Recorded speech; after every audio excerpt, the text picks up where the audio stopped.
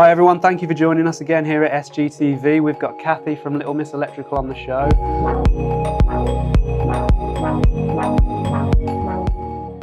So today we're going to be talking about tool theft and van theft and how it can affect, people out there working, trying to make a living.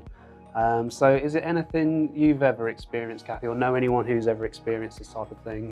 So I've been really lucky so far, and I haven't had my van or tools stolen from my van. One of my friends rang me one day. Somebody had parked his van outside his house, and it's quite a quiet road, and he'd gone to work the next day, got to his job, opened the back of his van, and it was empty, all his tools had gone. And somebody'd gone in through the side door and managed to use something to open his van and took all his tools. I had to go and help him, lend him some of my tools, and we were going through some of the stuff that he had, and some of the stuff he'd had since he was in his apprenticeship, so it was sentimental to him. It wasn't even the value of replacing it, it was some of it was just sentimental. But yeah, so like I said, I've been really lucky so far. I've looked at getting insurance for tools onto my van insurance, but the price of tool insurance, especially on your van insurance, it's like an extra premium as well if you leave your tools in your van overnight. But I mean, who wants to hoard all their tools into the house overnight and then back into their van? It'd be like an hour's job for me.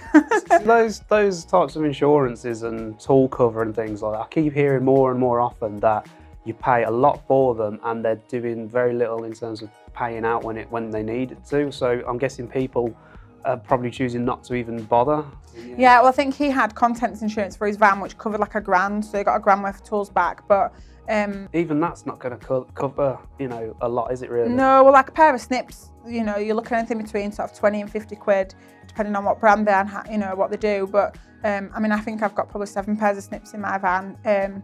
Sets of screwdrivers, I just won't even buy expensive screwdrivers anymore because you just lose them all the time. But if if stuff gets stolen, and like power tools as well, like drills and the amount of tools that you end up with over time.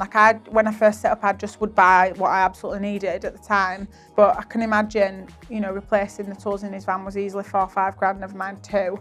Because obviously as well, replacing it all brand new, to have to fork out all that money brand new at once. I've never been and said, right, I'll buy all my tools now and spend that set amount of money. Like I say, it's always been accumulating as I've needed them, so I can't even imagine having to do that. No, I mean, like I say, 5 grand, that's a lot of money. Especially if you're just working on yourself, trying to make a living on your own. Some people might not have that stashed away in the bank to be able to fork out and replace all your tools with. Yeah, no, and it's like such a treat as well if you're in the wholesales and you see like a new pair of snips that you've been eyeing up for a few weeks.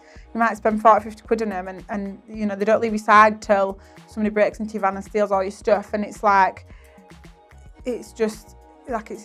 definitely hit us so trade hard. I mean, it hit me hard. I've had to buy recently like 4 pairs of step ladders at like 60 quid plus each for different people to have. If somebody's only got 1 set in the van and there's 2 of them together, stuff like that. There is a lot of money to spend on tools. And like you say, insurances, I don't have tool insurance because if you look at the cost of tool insurance, I suppose previously I've thought, well, the risk that I'm taking, if you pay that, it is quite expensive. It's a few hundred quid a year. And for how many years you pay it before you have to claim, does it add up, or would replacing your tools cost less? Yeah. I mean, do you think there needs to be more done in terms of, I suppose people doing the thieving, and it's not a big enough deterrent knowing that a lot of the time they're going to get away with it even if they did get caught, it's just a slap on the wrist? Or I think it's proving it, isn't it? Because even if I took the footage off my dash cam or something like that to the police and said, oh, look, you can see this guy walking past my van, the next minute my van's empty, comes back, you can see him walking back past with a box of tools. How can they prove that they've got that out of your van? What? And if so, even if it was believable, how likely the Crown prosecution going to be to actually say, oh, we'll proceed with this case? What's the resources that they're going to have to put into doing that? Is it worth what prosecution they're going to get? I don't think that much of it's prosecuted. Once my car got stolen, and I was pretty sure I knew who did it, but they were just like, oh, how much evidence have you got? How do you know I wasn't going to bring it back, and stuff like that. So yeah. I just don't think that there is nowhere near enough, like you say, enough people get caught. And I've seen videos and clips on tools, on groups, on the tools groups and stuff on Facebook, where you can see people in broad daylight just going up to vans where people are working in the house inside and just emptying them, and then they just drive off and they just have no, they're not scared, they've no shame, they're not worried about what's going to happen. I definitely think it's And like on Facebook, you can see all the time like loads of tools that are used for sale, just and click it's on so Marketplace suspicious. and there's Yeah, like cheap tools I won't buy stuff like that because if I think there's any sort of suspicion of it being stolen, because I just think it's just you're just facilitating people who are willing to do that. I'd always rather buy something that I know is from somebody legitimate rather than facilitating somebody that's potentially just stealing. So one thing I wanted to also mention is there's a company out there called Simply Business who are trying to make it more difficult for people to get away with, committing tool theft and trying to make some change in the industry and law and everything like that.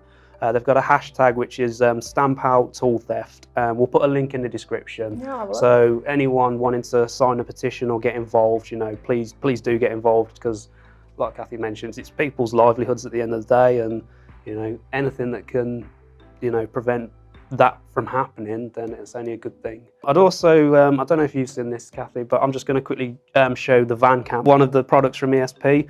So it might be helpful for anyone out there.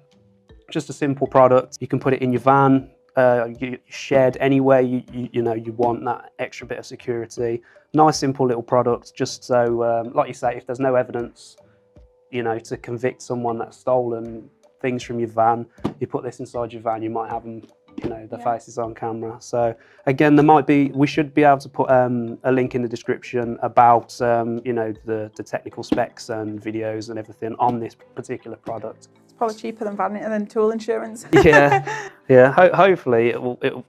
People out there might find that useful. So that's all we've got time for on this subject today. But if you'd like to see more from myself and Cathy, please do like and subscribe, and we hope to see you again soon.